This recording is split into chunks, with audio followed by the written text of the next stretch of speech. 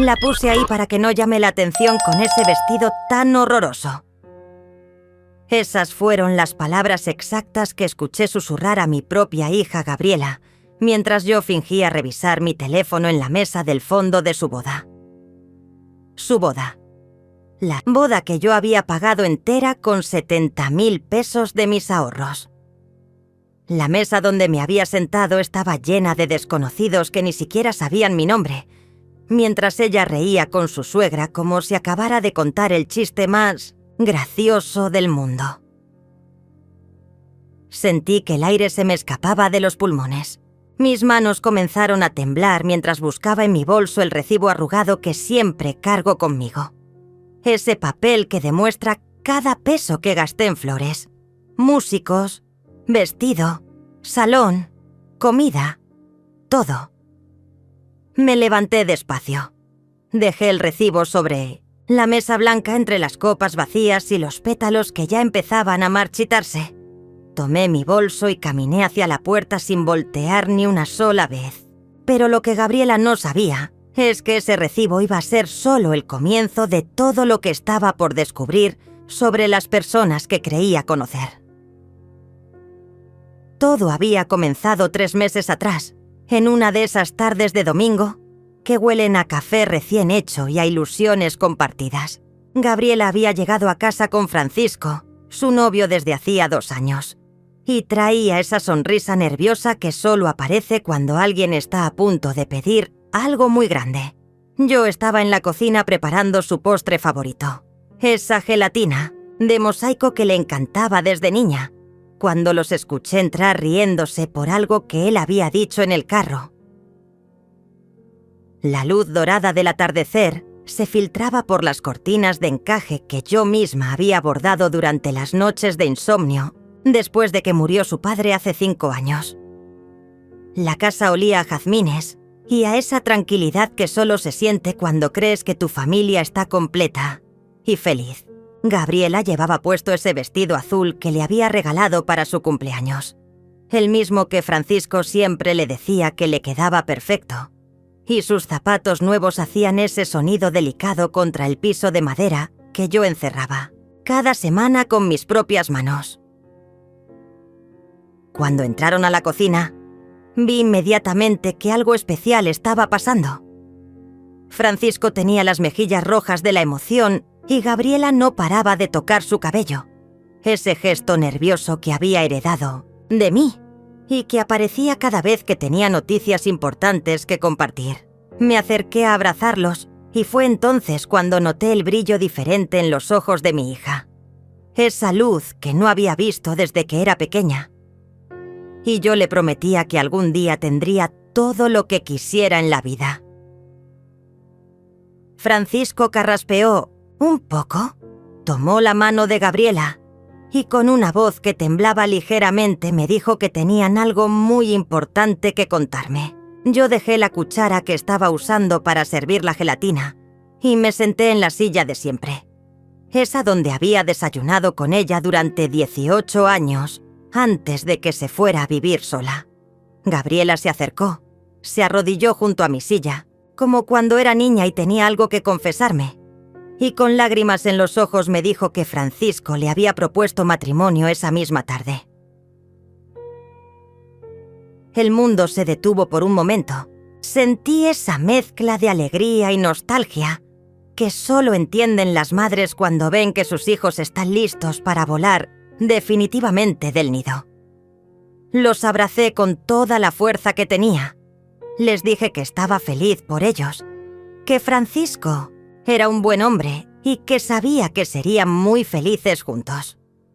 Pero por dentro, una pequeña parte de mí se preguntaba si estaba lista para que mi Gabriela se convirtiera oficialmente en la esposa de otro hombre. Esa noche, después de que se fueron, yo me quedé despierta limpiando la cocina una y otra vez, pensando en todo lo que significaba ese anillo de compromiso que brillaba en el dedo de mi hija.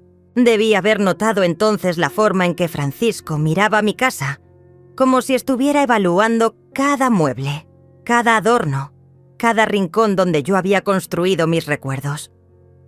Debí haber prestado más atención a cómo Gabriela evitaba mis ojos cuando hablábamos del futuro, como si ya supiera algo que yo aún no entendía.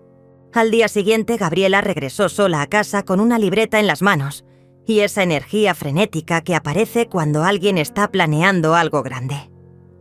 Se sentó conmigo en la mesa de la cocina, la misma donde habíamos desayunado juntas durante tantos años, y comenzó a escribir números con una precisión que me sorprendió. Nunca había sido buena con las matemáticas, siempre había sido más de letras y sueños, pero ahí estaba, calculando cada detalle de su boda como si fuera una contadora profesional. «Mami, necesito que me ayudes con algo», me dijo mientras pasaba las páginas de esa libreta llena de listas y presupuestos. «Francisco y yo queremos una boda pequeña, íntima, pero linda. Nada extravagante, solo algo que nos haga felices y que quede en el recuerdo de la familia». Yo asentí, sintiéndome orgullosa de que mi hija pensara en mí para algo tan importante. Claro que la ayudaría. Era mi única hija, la luz de mis ojos, y su felicidad siempre había sido mi prioridad desde el día en que nació. Comenzamos a revisar los números juntas. El salón que habían elegido costaba 15.000 pesos. Un lugar bonito, pero no excesivamente lujoso, según me explicó. La comida para 60 invitados serían otros 20.000. El vestido, que ya había visto en una tienda del centro, costaba 12.000 pesos y era, según sus palabras, el más hermoso que había visto en su vida. Los músicos, las flores, la decoración, el pastel, las invitaciones, todo iba sumando hasta llegar a una cifra que me hizo tragar saliva. 70.000 pesos en total.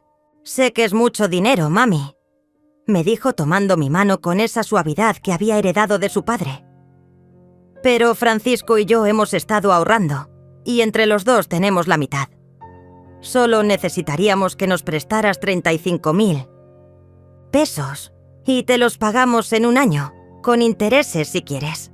La forma en que lo dijo sonaba tan razonable, tan planificada, que no pude hacer otra cosa más que sonreír y decirle que, por supuesto, que para eso estaban las madres, para apoyar a sus hijos en los momentos más importantes de sus vidas.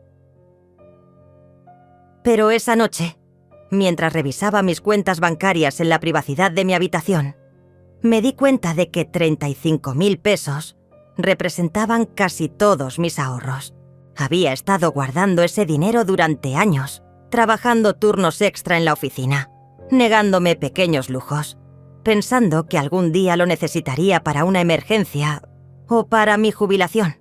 Pero ver la felicidad en los ojos de Gabriela había valido cada peso que había ahorrado durante tantos años de sacrificio.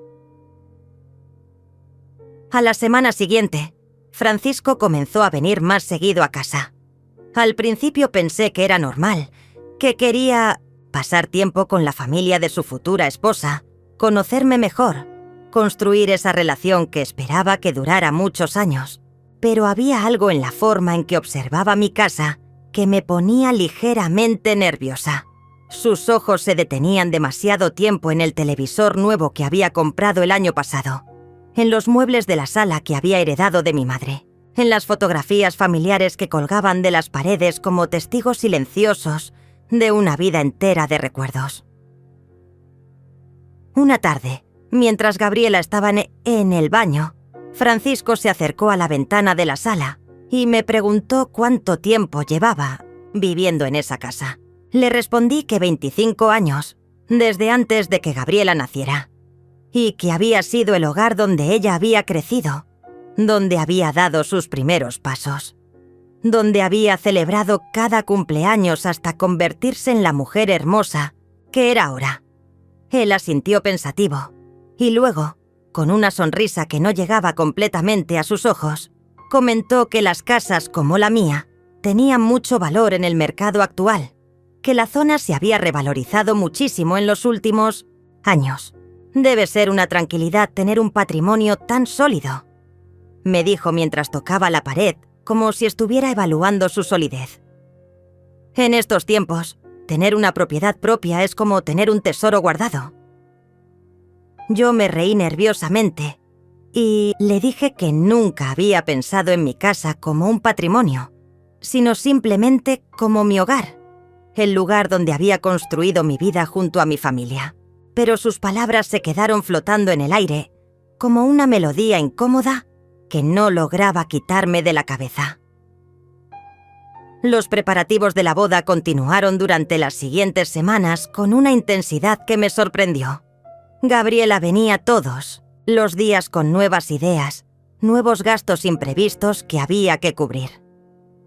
Que si las flores que habían elegido ya no estaban disponibles y necesitaban unas más caras, que si el pastel tenía que ser más grande porque habían invitado a más personas, que si necesitaban contratar un fotógrafo profesional porque los recuerdos de ese día tenían que ser perfectos para siempre.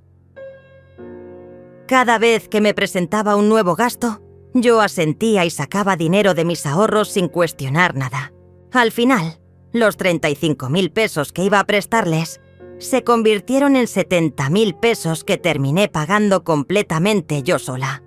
Pero ver la sonrisa de mi hija cada vez que solucionaba uno de sus problemas hacía que todo el esfuerzo valiera la pena.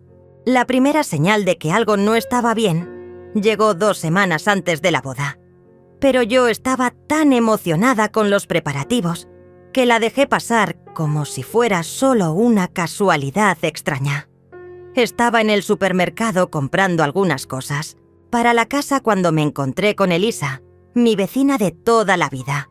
Esa mujer que conoce todos los secretos del barrio porque tiene la costumbre de observar por la ventana mientras riega sus plantas cada mañana.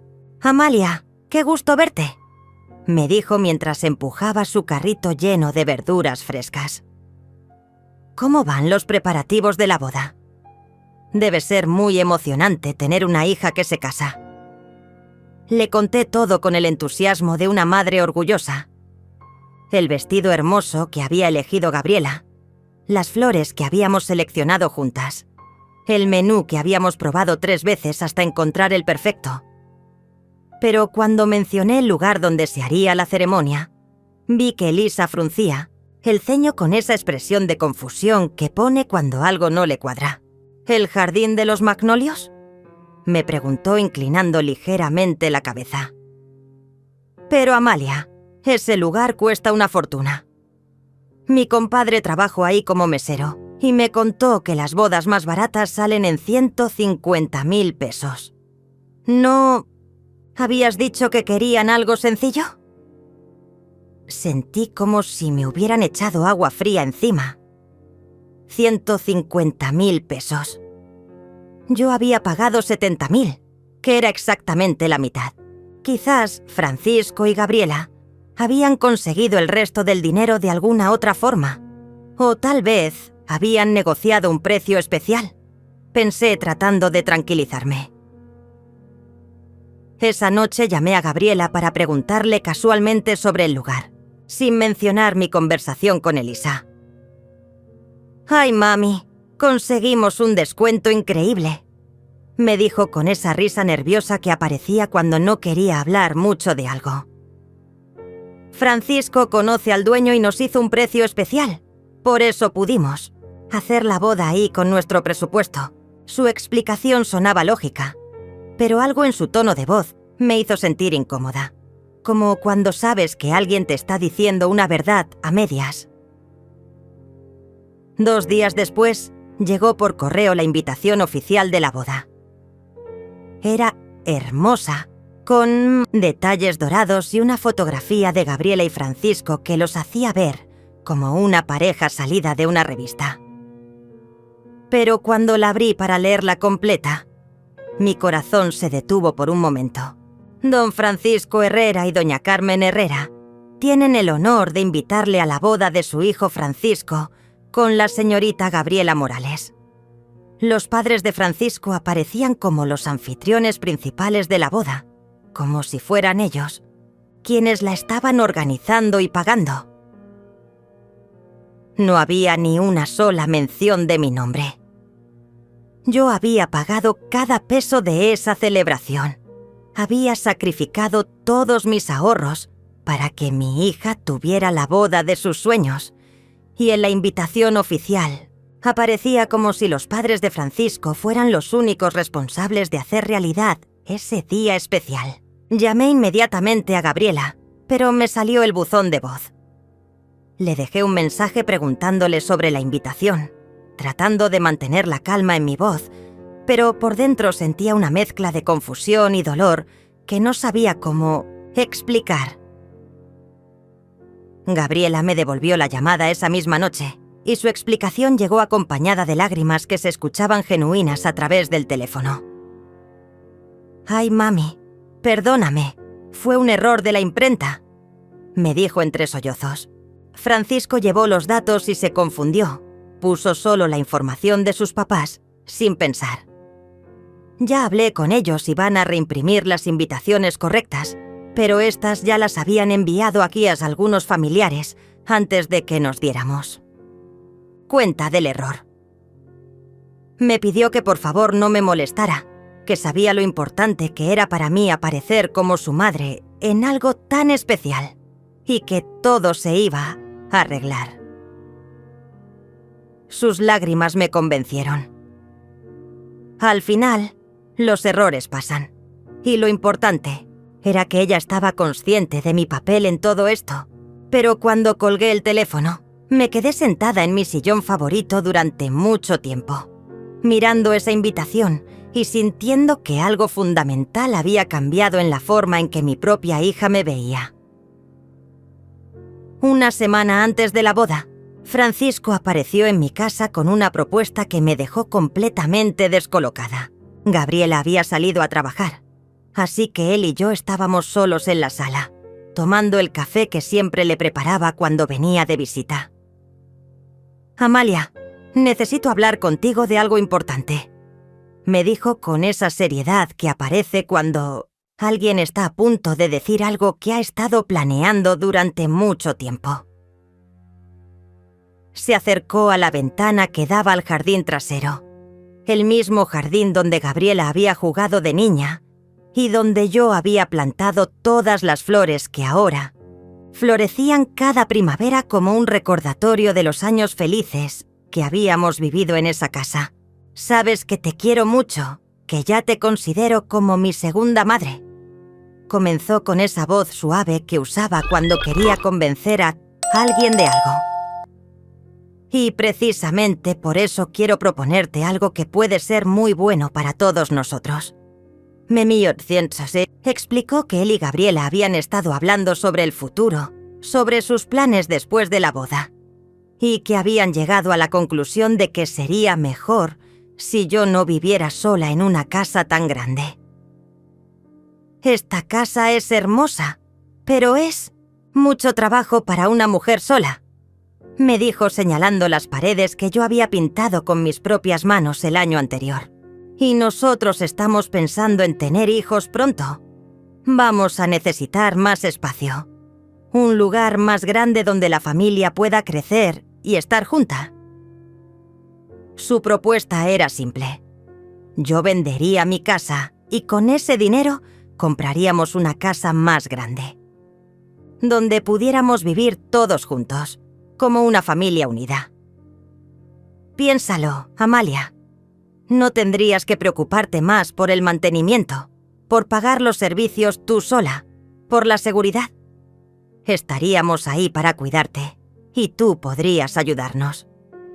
Con los niños cuando lleguen, sería perfecto para todos». La forma en que lo explicaba sonaba tan lógica, tan considerada, que casi me hizo sentir egoísta por querer mantener mi independencia. Pero algo en mi interior se rebeló contra esa idea. Esta casa no era solo un lugar donde vivir. Era el lugar donde había llorado la muerte de mi esposo, donde había celebrado cada logro de mi hija, donde había construido toda mi identidad como mujer independiente después de quedarme viuda. «Es una propuesta muy generosa, Francisco», le dije tratando de sonar diplomática. pero necesito tiempo para pensarlo. Es una decisión muy grande. Él asintió comprensivo, pero vi algo en sus ojos que me hizo sentir incómoda, como si mi respuesta no hubiera sido exactamente la que esperaba escuchar. «Por supuesto, tómate todo el tiempo que necesites», me dijo, pero luego agregó algo que se quedó grabado en mi memoria. «Solo recuerda que Gabriela está muy emocionada con esta idea. Para ella sería un sueño hecho realidad poder cuidarte y estar cerca de ti siempre». Esa noche no pude dormir, dando vueltas en mi cama mientras pensaba en las palabras de Francisco y trataba de entender por qué me sentía tan manipulada por una propuesta que, en el papel, parecía salir de un corazón lleno de amor y consideración. La noche antes de la boda, mientras planchaba por tercera vez el vestido que había elegido cuidadosamente para el día más importante de mi hija, recibí una llamada que cambió todo lo que creía saber sobre las personas más cercanas a mí, corazón. Era Ana, mi nieta de 17 años, la hija de mi hijo Mateo, que vive en otra ciudad y solo nos visita en vacaciones. Su voz sonaba extraña, como si hubiera estado llorando, o como si estuviera muy nerviosa por algo que no sabía cómo decir.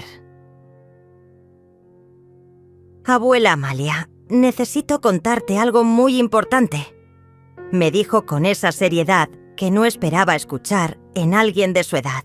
«Estoy en la casa de mi papá, pero escuché una conversación telefónica entre tía Gabriela y Francisco que me hizo sentir muy mal. No sé si debería contártelo, pero no puedo quedarme callada porque te quiero mucho y no es justo lo que están haciendo». Mi corazón comenzó a latir más rápido mientras esperaba a que continuara, presintiendo que lo que estaba a punto de escuchar iba a dolerme profundamente. Ana me contó que había escuchado a Gabriela hablando por teléfono con Francisco sobre los planes que tenían para después de la boda. «Abuela, ellos no quieren que vendas la casa para comprar una más grande donde vivir todos juntos», me dijo con una voz que temblaba de indignación. «Quieren que la vendas para quedarse ellos con el dinero».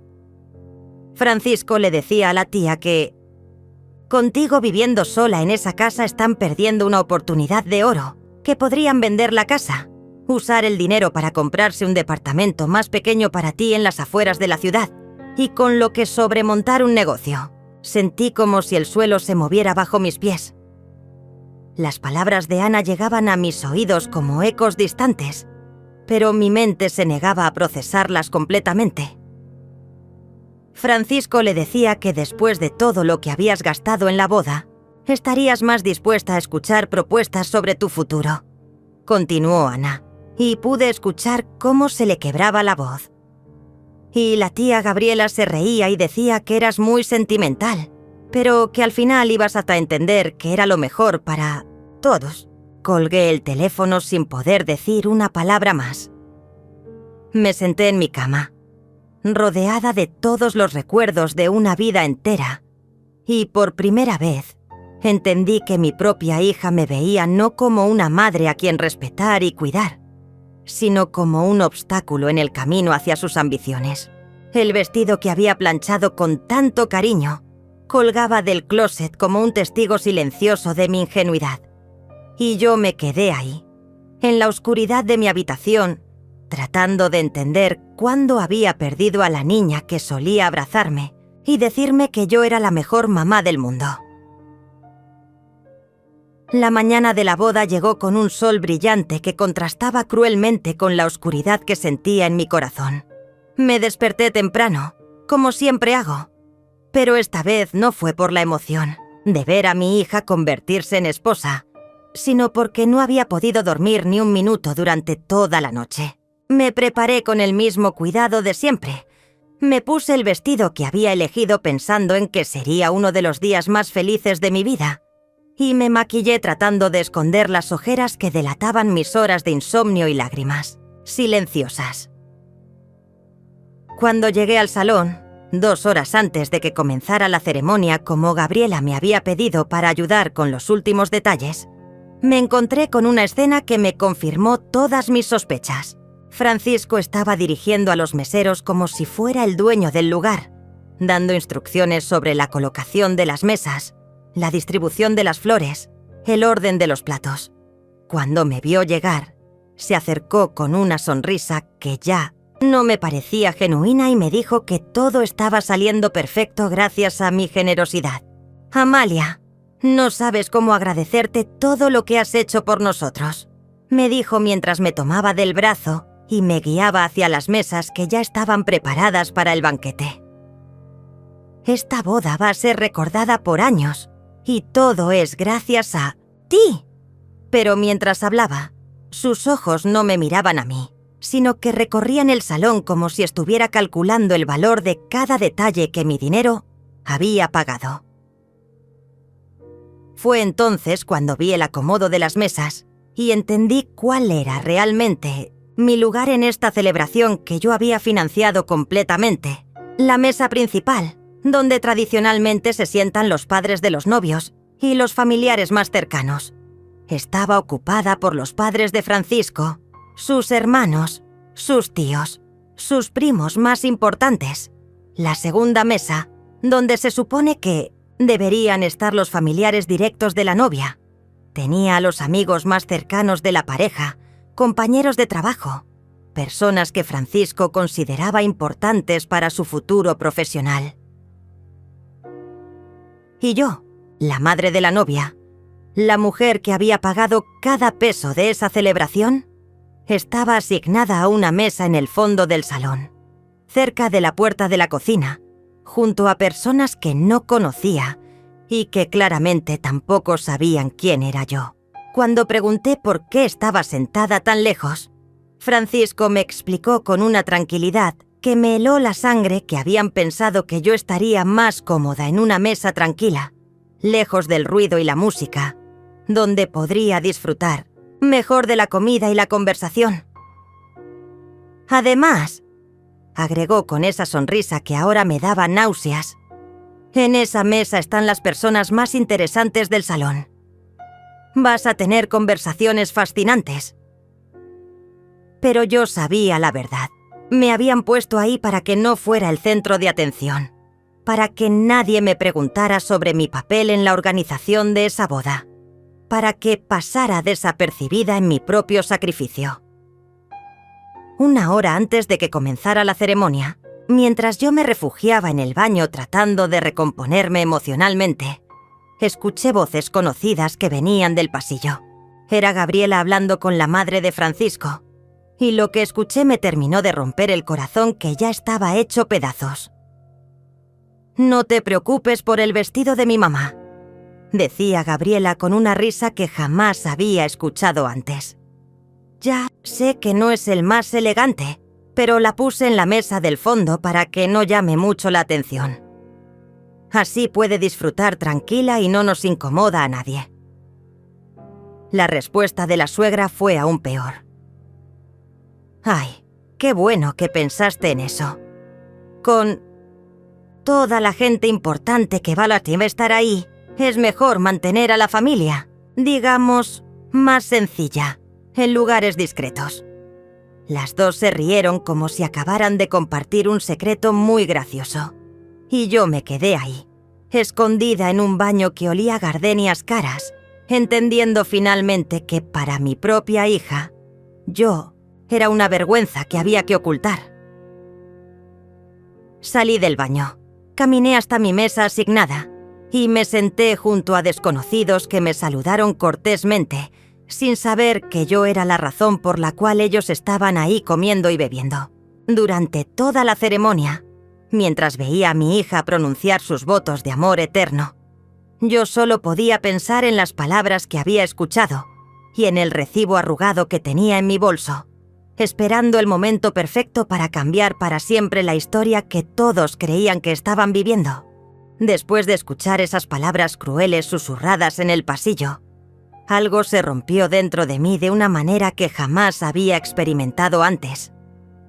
No fue un quiebre dramático lleno de gritos y lágrimas, sino algo más profundo y silencioso, como cuando una cuerda se corta después de haber soportado demasiado peso durante demasiado tiempo. Me senté en mi mesa del fondo, rodeada de extraños que masticaban la comida que yo había pagado, y comencé a observar todo con una claridad que me asustó. Durante la ceremonia, mientras Gabriela y Francisco intercambiaban votos de amor eterno, frente al altar decorado con las flores que habían costado 8.000 pesos de mis ahorros, yo no pude evitar analizar cada detalle de lo que estaba viendo. La forma en que Francisco sonreía no solo a su novia, sino también a sus padres en la mesa principal, como si les estuviera confirmando que todo estaba saliendo según el plan. La manera en que Gabriela evitaba mirar hacia mi mesa, como si mi presencia fuera algo de lo que prefería no acordarse en su día perfecto. Cuando terminó la ceremonia y comenzó la recepción, decidí hacer un experimento que confirmaría todas mis sospechas. Me levanté de mi mesa y me acerqué a algunos de los invitados para presentarme y ver qué sabían sobre quién había organizado y pagado esa celebración. Los resultados fueron exactamente lo que esperaba y al mismo tiempo más dolorosos de lo que había imaginado. Mucho gusto, soy Amalia, la madre de la novia, le dije a una mujer elegante que estaba en la mesa número 3, una de las cercanas al altar. Ella me miró con esa sonrisa educada que se usa con desconocidos y me respondió: «Ah, qué maravilloso». Los padres de Francisco realmente se lucieron con esta boda. Todo está precioso. Se nota que no escatimaron en gastos.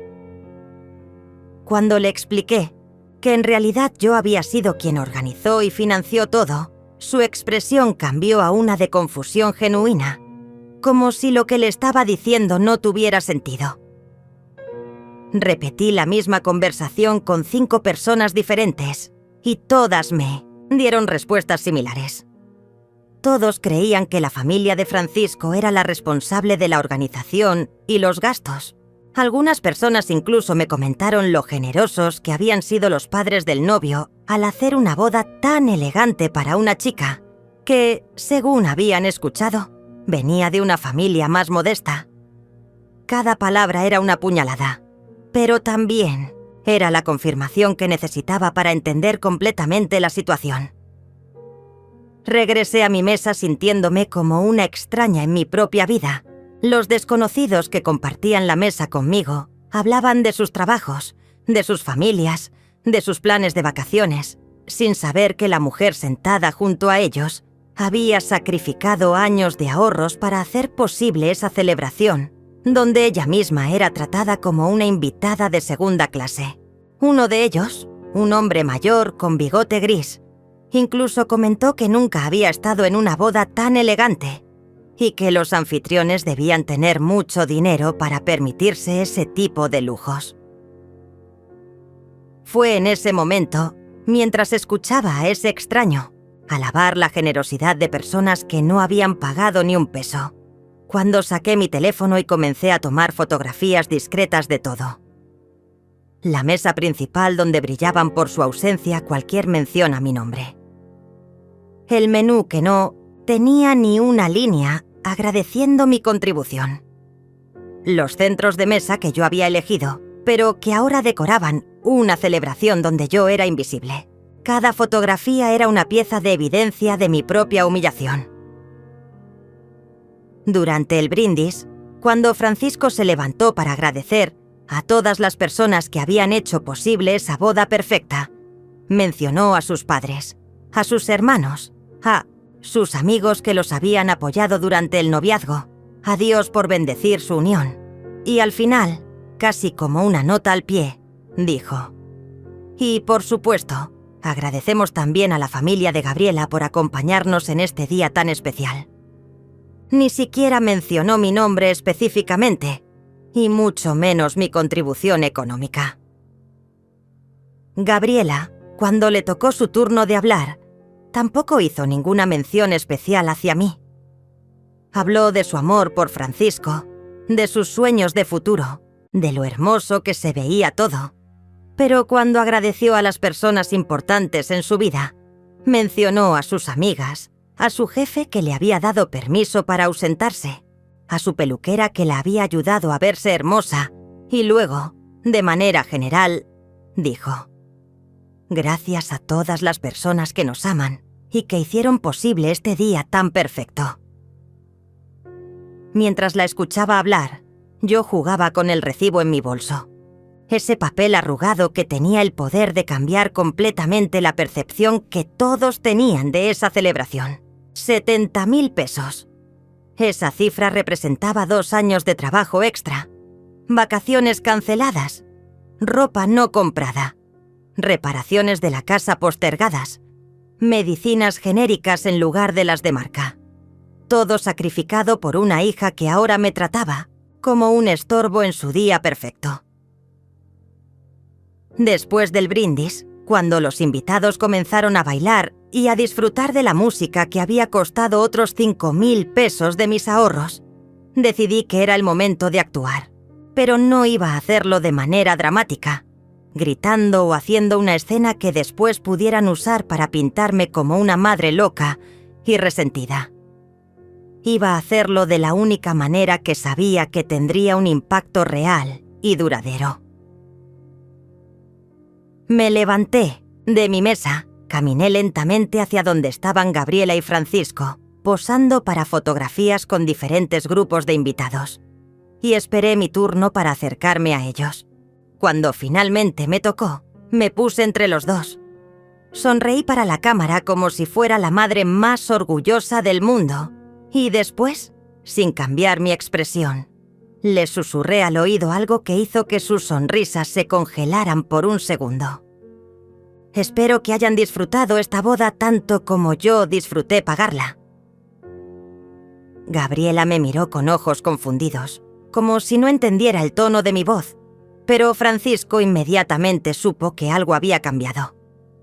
Vi en sus ojos esa alarma que aparece cuando alguien se da cuenta de que ha subestimado a su oponente. Y esa mirada me dio la confirmación final que necesitaba para ejecutar el plan que había estado formándose en mi mente durante las últimas horas. Sin decir una palabra más, regresé a mi mesa. Terminé mi copa de vino que había costado 1.200 pesos la botella. Me despedí educadamente de los extraños que habían compartido mi humillación sin saberlo. Tomé mi bolso y me dirigí hacia la salida. Pero antes de irme, hice algo que sabía que iba a cambiar para siempre la historia que todos recordarían de esa noche. Dejé el recibo sobre la mesa principal, justo al lado del ramo de novia que Gabriela había puesto ahí para las fotografías, y salí del salón sin voltear atrás ni una sola vez. Los 3 días siguientes a la boda fueron los más silenciosos de mi vida, pero no por tristeza, sino porque por primera vez en años estaba tomando decisiones completamente mías, sin considerar las necesidades o expectativas de nadie más. El lunes por la mañana, mientras tomaba mi café en la cocina donde había desayunado con Gabriela durante tantos años, sonó el teléfono. Era ella, y su voz sonaba diferente, como si hubiera estado llorando, o como si no hubiera dormido bien durante el fin de semana de su luna de miel. «Mami, necesitamos hablar», me dijo sin los saludos cariñosos de siempre. Francisco y yo regresamos anoche de nuestro viaje y tenemos que aclarar algunas cosas sobre lo que pasó en la boda. Su tono era una mezcla extraña de culpabilidad y molestia, como si estuviera enojada conmigo por haberlos hecho sentir incómodos en su día especial. Le dije que, por supuesto, que podían venir cuando quisieran, pero que esta vez la conversación iba a ser diferente a todas las que habíamos tenido antes. Llegaron esa misma tarde, y desde el momento en que entraron a mi casa, pude ver que Francisco había tomado el control de la situación. Él habló primero, con esa voz calmada que usa la gente cuando cree que está siendo muy razonable con alguien que está actuando de manera irracional. «Amalia, entendemos que quizás te sentiste un poco olvidada en la boda», comenzó mientras se sentaba en mi sofá como si fuera el dueño de la casa. Pero debes entender que una boda es un evento muy estresante, y quizás algunas cosas no salieron exactamente como las habíamos planeado.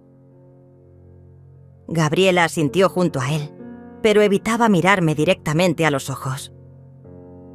Mami, sabemos que hiciste mucho por nosotros y estamos muy agradecidos, dijo con una voz que sonaba ensayada, como si hubiera practicado esas palabras durante todo el viaje de regreso. Pero dejar ese recibo en la mesa principal fue muy embarazoso. Todos los invitados lo vieron, y ahora hay malentendidos sobre quién organizó la boda. La palabra malentendidos me hizo reír por primera vez en días, pero no fue una risa alegre, sino una de esas que salen cuando algo es tan absurdo que no puedes creer que lo estés escuchando. ¿Malentendidos?, repetí mientras los mirabas y ambos sentados cómodamente en los muebles que yo había comprado con mi trabajo. No hay ningún malentendido, Gabriela. Yo pagué 70,000 pesos por esa boda, y ese recibo era la prueba de algo que ustedes habían decidido esconder. Francisco se inclinó hacia adelante con esa expresión condescendiente que usan los hombres cuando creen que una mujer está siendo demasiado emocional. Nadie quiso esconder nada, Amalia. Simplemente pensamos que sería mejor no hacer un gran espectáculo de quién pagó qué. Una boda es sobre amor, no sobre dinero. Sus palabras sonaban bonitas, pero yo ya había aprendido a escuchar lo que realmente estaba diciendo. Que mi contribución era algo de lo que avergonzarse, algo que era mejor mantener en secreto. Además, agregó Gabriela, y ahí fue cuando supe que habían ensayado esta conversación. Francisco y yo hemos estado pensando en cómo agradecerte todo lo que hiciste, y llegamos a la conclusión de que la mejor forma sería seguir adelante, con nuestro plan de vivir todos juntos. Así podrás recuperar tu inversión y además tendrás una familia que te cuide. Ahí estaba. La verdadera razón de esa visita no era disculparse por haberme humillado en la boda, sino convencerme de que vendiera mi casa para que ellos pudieran usar el dinero en sus propios proyectos. Francisco sacó unos papeles de su maletín, documentos que había preparado durante su luna de miel en lugar de disfrutar de su nueva esposa, y me los puso sobre la mesa de centro como si fuera la cosa más natural del mundo. Mira, ya investigué algunas opciones, me dijo señalando los papeles con el entusiasmo de un vendedor profesional. Tu casa se puede vender fácilmente por 300,000 pesos en el mercado actual. Con ese dinero, podemos comprar una casa más grande en las afueras, o mejor aún, yo compro un departamento para ti en un edificio con seguridad las 24 horas, y con lo que sobre Gabriela y yo, podemos invertir en el negocio que tenemos planeado. Mientras él hablaba, yo observaba a mi hija, buscando algún rastro de la niña que solía pedirme perdón cuando rompía algo por accidente, que lloraba cuando veía que yo estaba triste, que me decía que cuando creciera iba a cuidarme como yo la había cuidado a ella.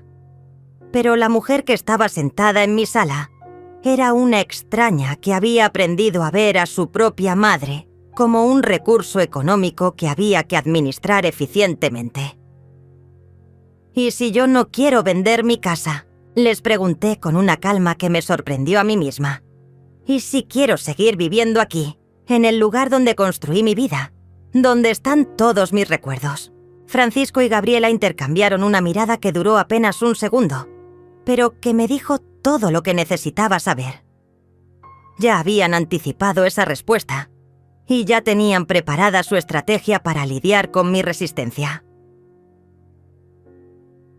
Mami, tienes que ser práctica, me dijo Gabriela con un tono que había aprendido de Francisco, esa manera de hablar que hace que la persona que se opone parezca infantil e irracional. Esta casa es muy grande para una mujer sola. Los gastos de mantenimiento son altísimos, y cada día que pasa estás más aislada aquí. ¿Qué vas a ir a hacer si te enfermas? ¿Quién te va a cuidar? ¿Quién se va a hacer cargo si algo te pasa? Sus preguntas sonaban llenas de preocupación genuina, pero yo podía escuchar la manipulación detrás de cada palabra. Me estaban pintando un futuro de soledad y desamparo para justificar su plan de apropiarse de mi patrimonio. Francisco asintió, gravemente, como si Gabriela acabara de expresar sus propias preocupaciones más profundas sobre mi bienestar. «Exactamente», dijo tomando la mano de su esposa en un gesto que parecía coordinado. «Nosotros te queremos mucho, Amalia, y no podemos quedarnos tranquilos sabiendo que estás aquí sola, especialmente después de todo lo que has sacrificado por nosotros. Es nuestra responsabilidad cuidarte ahora». Pero yo ya había entendido. El juego. No me querían cuidar. Querían controlar mi dinero. No estaban preocupados por mi soledad. Estaban preocupados por no poder acceder a mi patrimonio mientras yo mantuviera mi independencia. Y lo más doloroso de todo era que estaban usando mi amor por Gabriela como el arma principal de su manipulación.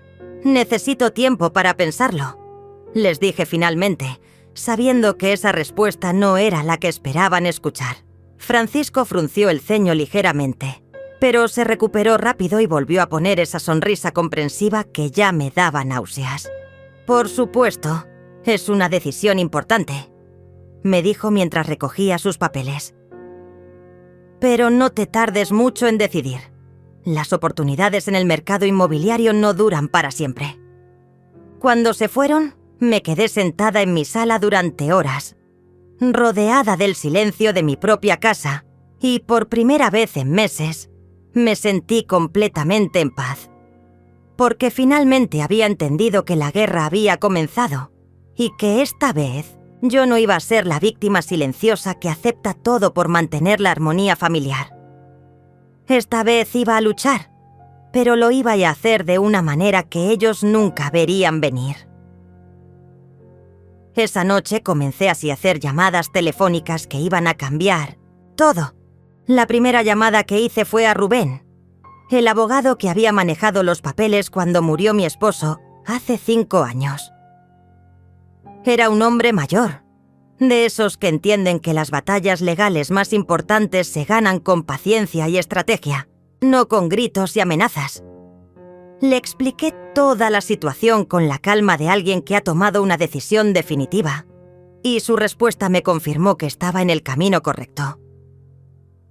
«Amalia, lo primero que tienes que entender es que tu casa es tuya y solo tuya», me dijo con esa voz grave que me tranquilizó inmediatamente. «Nadie puede obligarte a venderla, y mucho menos tu hija y su esposo. Pero necesitamos protegerte legalmente para evitar que traten de presionarte o manipularte emocionalmente para que cambies de opinión». Me explicó que podíamos hacer varios movimientos para asegurar mi patrimonio y mi independencia. Primero, íbamos a actualizar mi testamento para dejar muy claro cuáles eran mis intenciones respecto a mi herencia. Segundo, estableceríamos un poder legal muy específico que me permitiera mantener el control total de mis decisiones mientras estuviera en pleno uso de mis facultades. Y tercero, íbamos a documentar legalmente cualquier intento de presión o manipulación que Francisco y Gabriela pudieran hacer en el futuro. También te recomiendo que instales un sistema de seguridad en tu casa, me dijo Rubén. Y aunque al principio me pareció exagerado, después entendí la sabiduría de su consejo.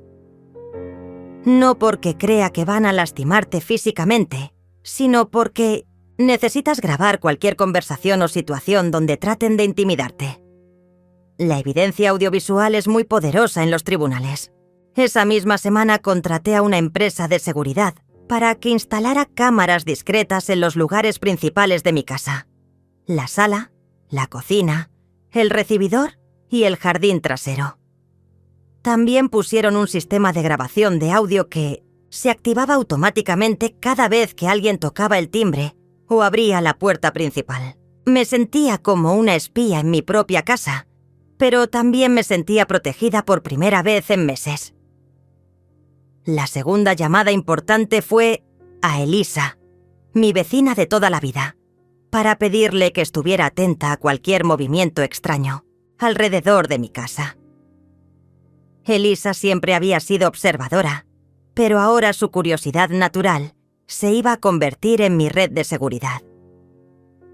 «Por supuesto que te voy a ayudar, Amalia», me dijo con esa determinación que aparece cuando las mujeres de nuestra edad deciden protegerse mutuamente. Esa pareja se cree muy lista, pero no conocen este barrio como nosotras. También llamé a Ana, mi nieta, para agradecerle por haberme advertido sobre las verdaderas intenciones de Gabriela y Francisco. «Abuela, estoy muy orgullosa de que hayas decidido defenderte», me dijo con una madurez que me sorprendió viniendo de una chica de 17 años. «Papá también está muy molesto con la tía Gabriela por lo que te hizo en la boda. Dice que mamá nunca te habría tratado así». Ana se ofreció a venir a visitarme más seguido durante las próximas semanas, y aunque yo sabía que era porque estaba preocupada por mí, también me di cuenta de que su presencia podría ser muy útil como testigo de cualquier cosa que Francisco y Gabriela intentaran hacer. Los adolescentes de hoy en día saben usar la tecnología mejor que nadie, y Ana tenía esa habilidad natural para grabar videos y tomar fotografías sin que nadie se diera cuenta. 2 semanas después de nuestra primera conversación post-boda, Francisco y Gabriela regresaron con refuerzos.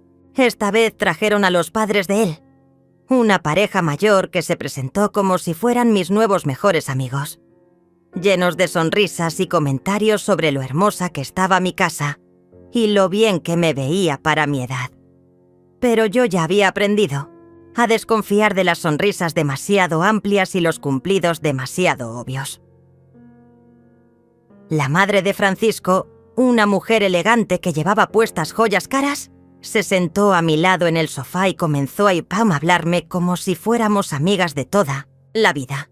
«Ay, Amalia, qué maravilloso que Gabriela haya encontrado una suegra tan generosa y comprensiva», me dijo mientras miraba discretamente alrededor de mi sala, evaluando cada mueble, cada adorno, cada detalle que pudiera tener valor económico. Su esposo, un hombre serio que se presentó como ingeniero jubilado, tomó el control de la conversación con la autoridad de alguien acostumbrado a que la gente escuche sus opiniones, sin cuestionarlas.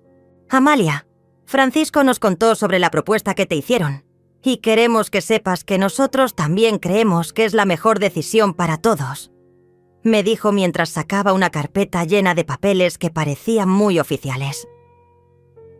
«Mira, nosotros hemos investigado el mercado inmobiliario de esta zona y tu casa puede venderse por mucho más dinero de lo que Francisco calculó inicialmente», continuó mientras me mostraba gráficas y estadísticas que había impreso de internet. «Estamos hablando de por lo menos 350.000 pesos, tal vez hasta 400.000 si esperamos el momento adecuado». Mientras él hablaba, yo notaba cómo Francisco y Gabriela se miraban con satisfacción, como si hubieran encontrado la pieza final de su rompecabezas de manipulación. Habían traído a los padres de él para darle más peso y credibilidad a su propuesta, para hacerme sentir que toda la familia estaba de acuerdo en que vender mi casa era lo más inteligente que podía hacer. Y lo mejor de todo, agregó la madre de Francisco con entusiasmo exagerado, «es que conocemos el edificio perfecto para ti. Un lugar muy seguro, con gente de tu edad, donde vas a hacer muchas amigas nuevas y vas a estar mucho más acompañada que aquí». La forma en que describía ese futuro sonaba como si me estuviera ofreciendo unas vacaciones permanentes, pero yo sabía que lo que realmente me estaba describiendo era una prisión dorada donde estaría bajo su supervisión constante.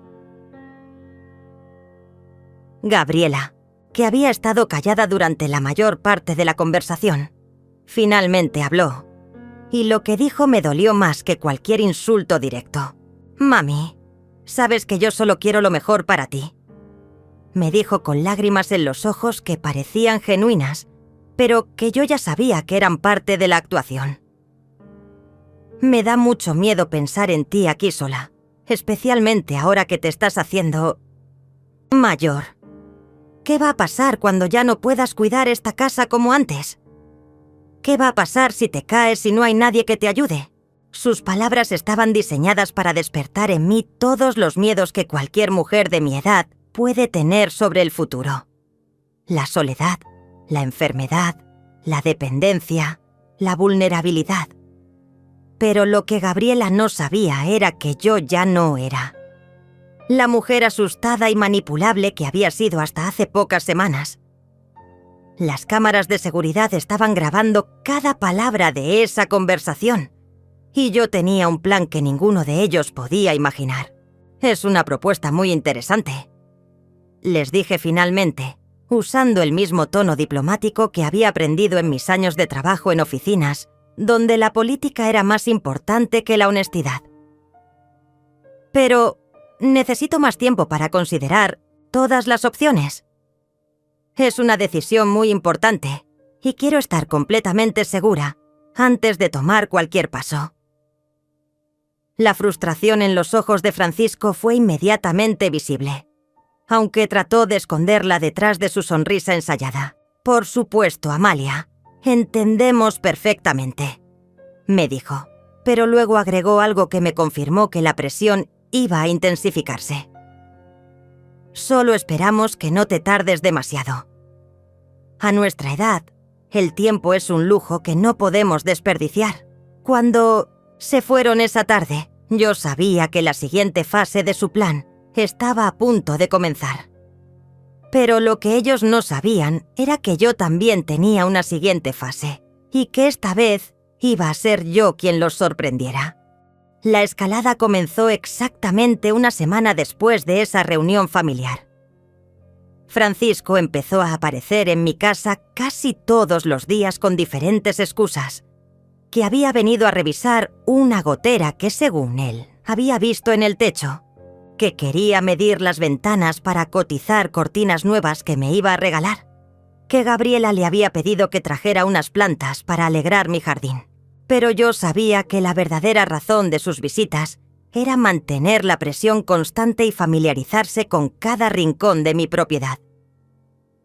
Durante una de esas visitas, mientras él fingía examinar la tubería de la cocina, escuché que le hablaba por teléfono a alguien en voz baja. «Sí, la casa está en perfecto estado», decía mientras caminaba por mi sala como si ya fuera el dueño. «La ubicación es excelente. El terreno es más grande de lo que pensábamos y la estructura está sólida. Definitivamente podemos sacar mucho más dinero del que calculamos inicialmente». Cuando se dio cuenta de que lo estaba escuchando, rápidamente, colgó y me dijo que estaba hablando con un amigo sobre trabajo. Pero las cámaras de seguridad habían grabado toda la conversación. Y esa noche, cuando revisé las grabaciones, pude escuchar claramente que había estado hablando con un agente inmobiliario, dándole detalles específicos sobre mi casa, como si ya tuviera autorización para venderla. También pude ver cómo había tomado fotografías discretas de diferentes habitaciones con su teléfono, documentando cada detalle que pudiera ser útil para una evaluación profesional. Gabriela también intensificó sus ataques, pero los suyos eran más sutiles y más dolorosos, porque estaban envueltos en aparente preocupación maternal hacia mí. Comenzó a visitarme con historias terribles sobre mujeres mayores que habían sufrido accidentes en sus casas, artículos de periódico sobre robos en el barrio, estadísticas sobre la soledad en la tercera edad que había buscado específicamente en Internet para asustarme. «Mami, leí esta noticia horrible sobre una señora de tu edad que se cayó en su casa y estuvo tirada en el suelo durante 2 días antes de que alguien la encontrara», me dijo una tarde mientras tomábamos té en mi cocina. La pobre mujer vivía sola, como tú, y nadie se dio cuenta de que algo malo había pasado hasta que los vecinos notaron que no había recogido el periódico durante varios días. Sus palabras estaban cargadas de una crueldad disfrazada de amor que me revolvía el estómago. Pero lo que realmente me confirmó que habían decidido intensificar sus tácticas fue cuando comenzaron a involucrar a otras personas en su campaña de presión psicológica. Una mañana recibí la visita de una mujer que se presentó como trabajadora social del municipio, diciéndome que había recibido reportes de que una mujer mayor vivía sola en esa dirección y que venía a hacer una evaluación de mi situación para asegurarse de que estaba recibiendo el cuidado adecuado. Señora Amalia, entiendo que su familia está preocupada por su bienestar, me dijo mientras sacaba un formulario lleno de preguntas íntimas sobre mi salud, mis finanzas y mi capacidad para cuidarme a mí misma. ¿Tiene usted algún plan para el futuro en caso de que ya no pueda vivir independientemente?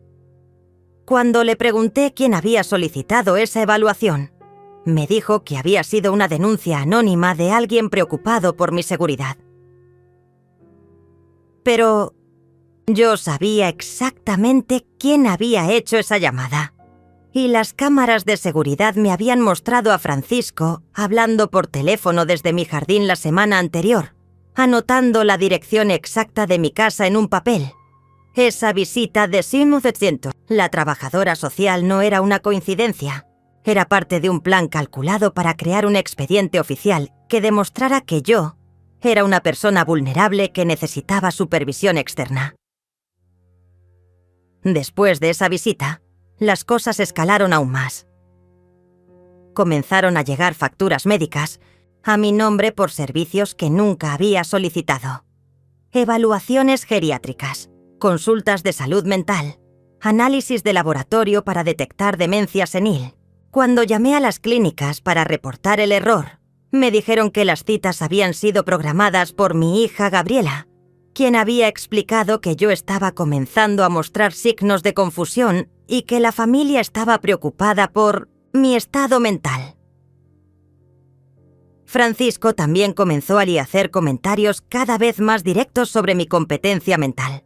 «Amalia, ayer viniste a abrir la puerta en bata y pantuflas a las 3 de la tarde», me dijo una mañana cuando vino a traerme pan que según él había sobrado de su desayuno. «¿Estás segura de que estás durmiendo bien por las noches? Quizás deberías ver a un doctor». Por supuesto, era mentira. Yo nunca abro la puerta en bata, pero él estaba construyendo una narrativa de deterioro mental que pudiera usar más adelante. La estrategia se volvió aún más sofisticada cuando comenzaron a traer testigos a sus visitas. Amigos de Francisco que casualmente pasaban por mi casa cuando él estaba ahí y que después comentaban entre ellos, asegurándose de que yo los escuchara, sobre lo preocupante que era ver a una mujer de mi edad viviendo sola en una casa tan grande y aparentemente desorganizada. «Es una pena ver cómo se está deteriorando esta casa», escuché que uno de ellos le decía a Francisco mientras fingían examinar una mancha de humedad en la pared que había aparecido después de una lluvia fuerte. «Se nota que ya no puede mantenerla como antes. Realmente necesita ayuda profesional». Cada comentario era una gota de veneno diseñada para minar mi confianza en mi propia capacidad de cuidarme a mí misma. Pero el momento en que supe que habían cruzado definitivamente la línea fue cuando Ana me llamó llorando desde la casa de su padre. «Abuela, tía Gabriela llamó a papá para decirle que estás empezando a tener problemas de memoria», me dijo entre sollozos. «Le dijo que ayer fuiste al supermercado en pantuflas y que te perdiste durante 2 horas porque no recordabas cómo regresar a casa. Papá está muy preocupado y dice que quizás Francisco tiene razón sobre venderte la casa». Por supuesto, nada de eso había pasado. Yo tengo una memoria perfecta y nunca he tenido problemas para orientarme en mi propio barrio. Pero Gabriela estaba fabricando historias específicas y detalladas para convencer a toda la familia de que yo estaba perdiendo mis facultades mentales y que necesitaba que alguien más tomara decisiones por mí. Esa noche, Después de la llamada de Ana, me senté en mi sala rodeada de todos los recuerdos de una vida entera y tomé la decisión final que iba a cambiar todo para siempre. Ya no se trataba de defender mi casa o mi dinero. Se trataba de defender mi dignidad, mi cordura y mi derecho a vivir el resto de mi vida en mis propios términos. Era hora de mostrarles quién era realmente Amalia y lo que pasaba cuando subestimaban a una mujer que había aprendido a luchar en silencio. La mañana del lunes siguiente marqué el número de Rubén y le dije algo que había estado ensayando durante toda la noche. Es hora de activar nuestro plan. Su respuesta fue inmediata y decidida. Perfecto, Amalia. Ya tengo todo preparado. Hoy mismo ponemos las cosas en marcha. Durante las 2 semanas anteriores, mientras Francisco y Gabriela creían que me estaban quebrando psicológicamente, yo había estado construyendo mi escape con la precisión de un relojero. Lo primero que hicimos fue transferir todo mi dinero a una cuenta bancaria nueva en una institución diferente, una cuenta de la cual solo yo tenía acceso y que requería mi presencia física y mi identificación biométrica para cualquier transacción. Después actualizamos mi testamento de una manera que los iba a dejar completamente descolocados. Gabriela seguía siendo mi heredera, pero solo recibiría la herencia después de cumplir 65 años, y únicamente si podía demostrar que había mantenido una relación respetuosa conmigo durante los últimos 10 años de mi vida. Pero la parte más brillante del plan era algo que a Rubén se le había ocurrido durante una de nuestras reuniones. Íbamos a usar su propia estrategia en su contra. Si ellos quieren jugar el juego de la incompetencia mental, me había dicho con una sonrisa que me recordó por qué había sido uno de los abogados más respetados de la ciudad. Entonces, vamos a demostrar públicamente que tu mente está perfectamente lúcida y que cualquier intento de declararte incompetente es parte de un plan de manipulación económica. Esa misma tarde, cuando Francisco llegó a su visita diaria con su excusa de siempre, yo estaba lista para ejecutar la primera fase de mi venganza silenciosa. Lo recibí con la misma sonrisa cálida de siempre. Le ofrecí café como si nada hubiera cambiado. Y cuando se sentó en mi sala comencé a hablarle de un tema que sabía que iba a capturar completamente su atención. Mi supuesta decisión de vender la casa. Francisco, he estado pensando mucho en todo lo que me han dicho tú y Gabriela, le dije con la voz temblorosa de una mujer mayor que finalmente había aceptado su derrota. Creo que tienen razón. Esta casa es demasiado grande para mí y quizás sea hora de hacer algunos cambios.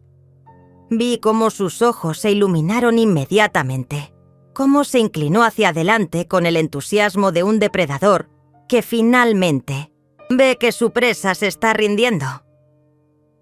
Me da mucho gusto escuchar eso, Amalia, me dijo tratando de sonar comprensivo, pero no podía esconder completamente su excitación. Sabes que solo queremos lo mejor para ti y creo que vas a ser mucho más feliz viviendo en un lugar donde no tengas que preocuparte por el mantenimiento y la seguridad. Mientras hablaba, yo podía ver cómo su mente ya estaba calculando los números, dividiendo el dinero que creía que iba a recibir muy pronto. Hay solo una cosa que me preocupa, le dije haciendo una pausa dramática que sabía que iba a generar la respuesta exacta que necesitaba. No estoy muy segura de cómo funciona todo esto de vender una casa. Es muy complicado para mí y tengo miedo de cometer algún error. Francisco prácticamente saltó de su asiento para asegurarme que él se haría cargo de todo, que yo no tenía que preocuparme por ningún detalle, que él conocía a los mejores agentes inmobiliarios y que podía manejar toda la transacción en mi nombre. Solo necesitaríamos que me des un poder legal temporal, me dijo sacando unos papeles que claramente había traído preparados para esta conversación. Es un trámite muy sencillo. Solo firmas aquí y yo puedo empezar a hacer Las gestiones inmediatamente. En menos de un mes podrías tener el dinero en tus manos y estar instalada en tu nuevo hogar. La velocidad con la que produjo esos documentos me confirmó que había estado esperando este momento durante semanas, quizás meses. Pero lo que Francisco no sabía era que las cámaras estaban grabando cada palabra, cada gesto, cada expresión de codicia que cruzaba por su rostro. También había un micrófono especial escondido en la mesa de centro que estaba capturando audio de alta calidad de toda nuestra conversación. Cuando más tarde esas grabaciones fueran revisadas por un juez, quedaría muy claro quién era el U-200 así manipulador y quién era la víctima en esta situación. «Déjame revisar estos papeles con calma», le dije tomando los documentos con manos que temblaban ligeramente. No de nervios, sino de anticipación por lo que estaba a punto de suceder. «Quizás pueda firmarlos mañana, cuando Gabriela esté aquí para acompañarme». Francisco asintió con entusiasmo, claramente satisfecho de que su plan estuviera funcionando tan bien, y se fue de mi casa con la confianza de alguien que cree que ya ha ganado la guerra. Esa noche llamé a Ana y le pedí que viniera a visitarme al día siguiente, que necesitaba testigos de algo muy importante que iba a pasar. También llamé a Elisa y le pedí que estuviera atenta a cualquier movimiento extraño alrededor de mi casa durante los próximos días. «Se viene la tormenta», le dije, y ella entendió inmediatamente que había llegado el momento de la confrontación final. El martes por la tarde, cuando llegaron Francisco y Gabriela esperando recibir los documentos firmados que les darían control sobre mi patrimonio, se encontraron con una escena muy diferente a la que habían imaginado.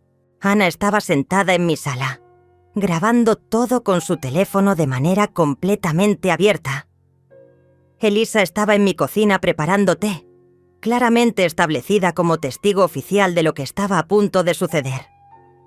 Y yo estaba sentada en mi sillón favorito, no como una mujer derrotada que había aceptado su destino, sino como una mujer que había tomado el control completo de su propia vida.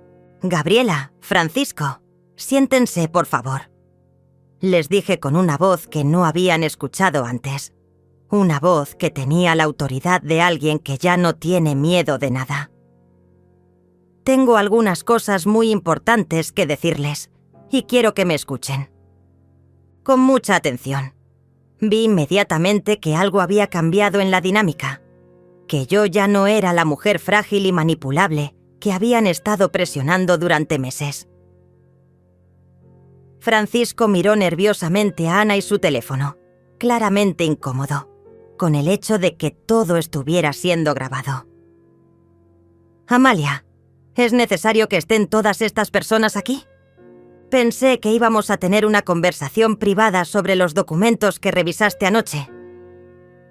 Su incomodidad era palpable, y yo sabía que finalmente había recuperado el control de la situación. «Oh, los documentos», dije sonriendo por primera vez en meses con genuina alegría. «Sí, los revisé muy cuidadosamente. De hecho, se los mostré a mi abogado, y él me explicó exactamente lo que significaban». La expresión en el rostro de Francisco cambió inmediatamente de confianza a alarma, y Gabriela se puso pálida como si acabara de entender que algo había salido terriblemente mal. Resulta que esos papeles no eran un simple poder para vender mi casa. Continué mientras sacaba los documentos de mi bolso y los ponía sobre la mesa. Eran un poder general que les habría dado control total sobre todas mis finanzas, todas mis propiedades y todas mis decisiones médicas.